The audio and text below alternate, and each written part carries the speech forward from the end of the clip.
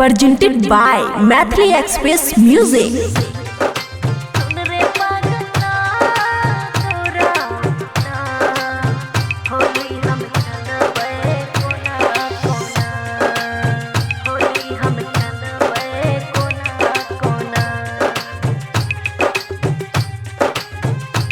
खुशी recording studio Baluaha. सुन रे पगला तोरा बिना होली हम खेलबे कोना कोना। सुन रे पगला तोरा बिना होली हम खेलबे कोना कोना।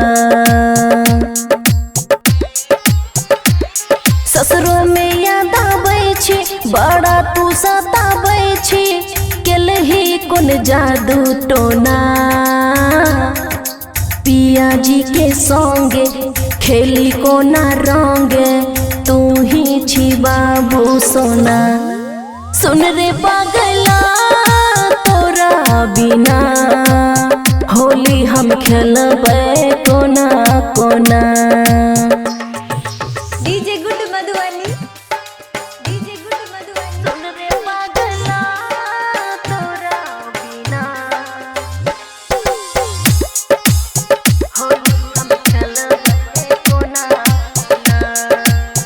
मिक्स बाय अमन के कराले हम छानब पुआ पूरी।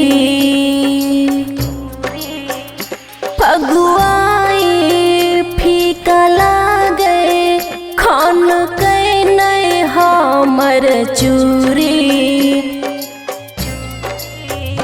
के कराले हम छानब पुआ पूरी।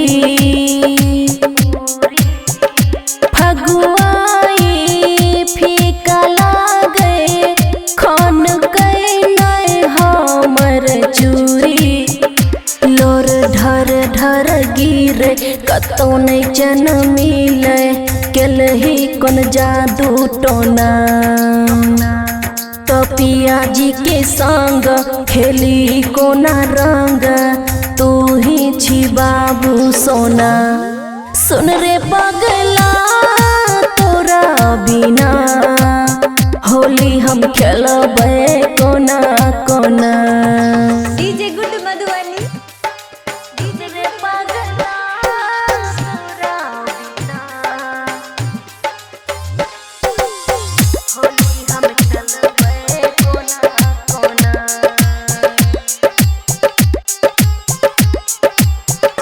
मैं बाप के रहे मजबूरी भेल शादी। बबुआ राहुल के जिंदगी भेले बर्बादी।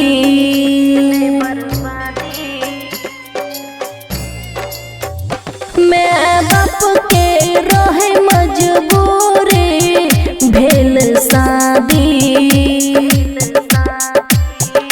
बबुआ राहुल के जिंदगी भेल बर्बादी।